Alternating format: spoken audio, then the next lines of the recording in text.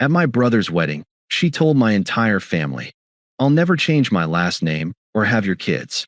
Everyone went silent. I said, "Your choice." She didn't expect me to actually respect it by walking away. Hey viewers, before we move on to the video, please make sure to subscribe to the channel and hit the like button if you want to see more stories like this. Thanks. I'm a 32-year-old software engineer. Stable job, good relationship with my family, never been the dramatic type. I've always been the guy who thinks things through, maybe overthinks them if I'm honest. When I met Sarah 3 years ago at a friend's barbecue, I thought I'd found someone who balanced me out, spontaneous where I was careful, bold where I was reserved. We dated for 2.5 years. Moved in together after the first year. It felt right, or at least I thought it did. She was ambitious, driven, a marketing director at a mid-sized firm. I respected that about her. We had fun together. Good conversations, good chemistry, shared enough interests. About 3 months before my brother's wedding, I proposed. Nothing elaborate, a nice dinner, a ring I'd spent 2 months' salary on, the whole traditional thing. She said yes. Our families were thrilled. Looking back now, there were signs. Little things I explained away because I loved her and thought that's what you do in relationships. You overlook the small stuff. She'd roll her eyes when my mom would talk about future grandbabies. She'd make jokes about marriage being a ball and chain that I'd laugh off as just her sense of humor. When we'd visit my family, she'd sometimes seem distant, like she was tolerating it rather than enjoying it. But she showed up, and I figured that was what mattered. My brother Tom got married on a Saturday in June. Beautiful ceremony at a vineyard upstate, the kind of wedding where everything feels warm and right. Tom and his bride Jessica exchanged traditional vows, the for better or worse, in sickness and in health, kind. And when they kissed, my mom cried. My dad squeezed her hand. It was the kind of moment that makes you believe in marriage, you know? Sarah had been quiet during the ceremony. I noticed, but weddings can be emotional and overwhelming. During the cocktail hour, she had a few glasses of champagne. By the time we sat down for dinner, she seemed irritated, though I couldn't pin down why. Our table was me, Sarah, my parents, my aunt and uncle, and my cousin. The conversation was light, people complimenting the venue, talking about how beautiful Jessica looked, the usual wedding reception stuff. At some point, my mother turned to Sarah with this sweet, grandmother hopeful smile and said, "So, have you two thought about timing? I know it's early, but I can't help dreaming about more grandbabies." I was about to deflect with a joke about how we'd just gotten engaged when Sarah put down her wine glass harder than necessary. "Let's be clear right now," she said, her voice cutting through the ambient conversation. "I'm never changing my last name, and I'm never having kids. This is who I am. If anyone has a problem with that, too bad." The table went silent. Not just our table, the tables around us. People mid-bite with forks frozen halfway to their mouths. My mother's smile faltered. My father's hand tightened around his glass. My aunt looked at me with these wide, concerned eyes. Everyone was staring at me, waiting for my reaction, waiting for me to be blindsided, to argue, to create a scene at my brother's wedding. Here's the thing, I wasn't blindsided. Not completely. We'd talked about kids before. Early in our relationship, when you have those big theoretical conversations about the future, Sarah had said she was maybe open to it someday. The last name thing she'd mentioned once or twice, saying she'd worked hard to build her career under her name. I'd told her I understood, that we could figure it out. And I meant it. The last name thing alone didn't bother me that much. But sitting there, hearing her make this declaration, not as a conversation with me, not as something we'd discuss privately, but as a public ultimatum issued to my family at my brother's wedding, something crystallized. It wasn't what she said. It was how she said it. The aggression. The finality. The way she positioned it as a challenge. Take it or leave it. The way she'd chosen this moment, this place, to plant her flag. I looked at her. Then I looked at my mother's hurt expression. At my father's protective anger on my behalf. At my brother, visible at the head table, watching our table with concern. I took a breath. Put down my fork. Smiled. "Okay," I said calmly. "That's your choice." Then I turned to Tom at the head table, raised my glass slightly, and called out, "Hey, where are you guys honeymooning again? Jessica mentioned somewhere tropical." Tom, bless him, understood I was throwing him a lifeline. Police, he called back. 2 weeks of doing absolutely nothing. Sounds perfect, I said, and launched into a question about whether they were planning to scuba dive. The conversation slowly resumed. My mother looked confused but followed my lead. Sarah sat there, something like disappointment flickering across her face. I think part of her had wanted the fight, wanted the drama, wanted to prove some point about her independence or my family's expectations. I stayed pleasant for the rest of the evening, danced with my mother, congratulated my brother, made small talk. Sarah kept trying to bait me with little comments. "You're okay with this, right?" she asked while we were at the bar. "With what?" I asked, knowing exactly what. With what I said. About my choices. "Sarah," I said, meeting her eyes, "I've always respected your choices. That's never been the issue." She frowned, confused. "Then what is the issue?" "We'll talk about it later," I said, and ordered another drink. The drive home was quiet. She kept glancing at me, waiting for the explosion that wasn't coming. When we got to our apartment, she kicked off her heels and said, "Your mom shouldn't have brought up kids like that. It was presumptuous. She's excited about being a grandmother," I said. "Tom and Jessica just got married. It's a natural topic." "Well, I shut that down." "You did," I agreed. She waited. I walked to the bedroom and started getting ready for bed. "That's it," she called after me. "No discussion. You made an announcement, not an opening for discussion," I said. "I'm respecting your position. What else is there to say tonight?" She stood in the doorway, arms crossed. "You're being weird." "I'm tired," I said. "It's been a long day." We went to bed in silence. Monday morning, I took a personal day. Told my boss I had some urgent family stuff to handle, which wasn't entirely untrue. Sarah went to work like normal. She'd been refreshing her Instagram all morning, commenting on wedding photos, seemingly unbothered by the whole thing. I started making calls. First, the venue. We'd booked a restored barn in Connecticut for October, put down a deposit 4 weeks ago. I'd read the contract carefully when we signed it. There was a cancellation clause. If we canceled more than 4 months out, we'd lose the deposit but wouldn't know anything else. I was still within that window. Barely.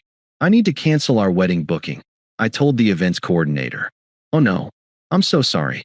Is everything okay?" "We've decided not to move forward," I said. "Can you email me the cancellation confirmation?" "Of course. You'll lose the deposit, I'm afraid, as per the contract." "I understand. Thank you." Next was the wedding planner.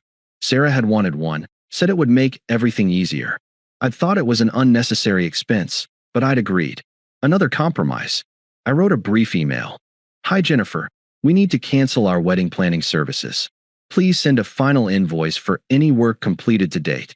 Thank you for your time." The caterer, the photographer, the florist. One by one, I worked through the list. Most were understanding, professional. A few asked if we wanted to postpone instead of cancel. I said no. Cancellation was final. I called my groomsmen, 3 college friends, and my brother. "Hey man, wedding's off," I said to each of them. "I'll explain everything soon, but I wanted you to hear it from me. Sorry for any inconvenience." My brother called back immediately. "What the hell happened? Is this about what Sarah said?" "Partly," I said. "Mostly it's about me realizing we want completely different lives." "You're sure? This seems fast." "I'm sure." "Tom, your wedding was beautiful. Watching you and Jessica, seeing how you guys are on the same page about everything, it made me realize Sarah and I aren't. We're not even reading the same book." He was quiet for a moment. "I support you. But man, Mom's going to freak out. I'll talk to her. This is my decision." I called my parents that evening. My mother cried, but not for the reasons I expected. "Honey, I'm not crying because the wedding's canceled," she said. "I'm crying because you deserve someone who wants the same life you do. Someone who lights up talking about your future together, not someone who issues ultimatums." "You don't think I'm overreacting?" "To what? Her being honest about not wanting kids?" "No. But you want kids. You've always wanted to be a father. And the way she did it, sweetheart, that was cruel. She wanted to embarrass you, to put you in your place. That's not love." My dad got on the phone. "You need any help moving? Finding a new place?" "The apartment's mine. I had it before we moved in together. She'll need to find somewhere." "Good. Don't let her drag this out. Clean break, son." Sarah remained completely oblivious for 3 entire days. She'd come home from work, complain about her boss, ask what I wanted for dinner. I'd respond normally, go through the motions. Part of me was curious how long it would take her to notice. On Wednesday, she came home excited, almost bouncing. The girls want to do bridesmaid dress shopping this weekend. I was thinking we should show them pictures of the venue so they can get a sense of the aesthetic. Do you have the layout the coordinator sent? I was sitting on the couch, laptop open, looking at apartments. I closed it and looked at her. The venue is canceled, I said calmly. What? She laughed, like I'd made a joke. Canceled for what date? Our date. Our wedding. The smile dropped from her face. What are you talking about? I canceled the wedding. The venue, the caterer, the photographer, all of it. She stared at me. You're joking. I'm not. You. She dropped her purse. You canceled our wedding without talking to me? You made an announcement about our future without talking to me first, I said. At my brother's wedding, in front of my entire family. That's completely different. Those were my boundaries. My body, my name, my choices. You're absolutely right, I said. And I respect them completely. I'm not trying to change your mind or convince you of anything. She looked confused, angry, like she couldn't get her footing in the conversation. Then why would you cancel everything? Because your choices and my needs are incompatible, I said. You don't want kids. I do. That's not something we can compromise on. Either we have kids or we don't. Someone's going to be unhappy. We never agreed to kids. I said maybe someday. And at the wedding, you said never. Which I appreciate. You were being honest. But Sarah, I want to be a father. That's not negotiable for me. I want kids, multiple if possible. I want the chaos and the sleepless nights and the first days of school and teaching someone to ride a bike. I want that life. So that's it. You're throwing away 2.5 years over one comment. It wasn't one comment. It was clarity. You showed me exactly who you are and what you want. I believe you. And what you want isn't what I want. She started pacing. This is insane. You're being completely unreasonable. What will people think? You're embarrassing both of us. I'm sorry if you're embarrassed, I said. But I'd rather embarrass us now than divorce in 5 years when you realize I resent you for the kids we didn't have, or you resent me for the ones we did. I could change my mind about kids eventually, she said, but her voice was uncertain. Could you? Or would you be having them for me? Not because you want them. She opened her mouth. Closed it. Couldn't answer. That's my answer, I said quietly. She tried a different approach, her voice softening. Your family puts too much pressure on you. Your mom especially. She's always hinting, always commenting. You're choosing their expectations over me. No, I said. I'm choosing my own expectations. My own dreams. Sarah, even if my family never said another word about grandchildren, I'd still want kids. This isn't about them. But the name thing. You said you were fine with me keeping my name. I was. I am. The name alone isn't the issue. It's everything together. It's the life you want versus the life I want. You want your career, your freedom, your independence, no kids, no traditional anything. That's valid. That's fine. But it's not what I want. So I'm supposed to just give up everything I've worked for? Become some stay-at-home mom who lives for your family. I never asked you to give up anything. But you're asking me to give up fatherhood. You're asking me to be okay with never having kids. And I'm not. I can't be. She was crying now, angry tears. You led me on. You proposed to me. I proposed to someone I thought I knew. Someone who said, maybe someday about kids. Someone I thought I could build a life with. And maybe I was in denial. Maybe I saw what I wanted to see. But Saturday, at the wedding, you made everything crystal clear. And I heard you. This is just your pride talking. You're mad I embarrassed you in front of your family. I'm not mad, Sarah. I'm just done. There's a difference. She cycled through everything. More anger, more bargaining, trying to make me the villain, trying to guilt me about how much time and money we'd invested. When none of it worked, when I stayed calm and firm, she finally broke down completely. I love you, she sobbed. I know, I said. I love you too. But love isn't enough when we want completely different lives. She moved out over the next 2 weeks. It was ugly at times. Fights about who owned what, cold silences, slammed doors. Some of our mutual friends took her side, said I'd overreacted, that I'd been too hasty. Others understood, said we clearly wanted different things and it was better to end it now. I didn't badmouth her to anyone. When people asked what happened, I just said, we realized we want different futures. It's nobody's fault. Sarah wasn't as diplomatic. I heard through friends that she was telling people I'd given her an ultimatum, that I'd tried to force her to have kids she didn't want, that my family had sabotaged our relationship. I let her have whatever narrative she needed. The people who mattered knew the truth. She tried to contact me for weeks afterward. Long texts at 2 a.m. about how we could work through this, requests to meet for closure, emails about how I was giving up on us too easily. I responded once. I hope you find someone who wants the same life you do. I'm not that person. Please respect my decision. When she showed up at my apartment unannounced one night, crying on my doorstep, I gently told her she needed to move on, that this wasn't healthy for either of us.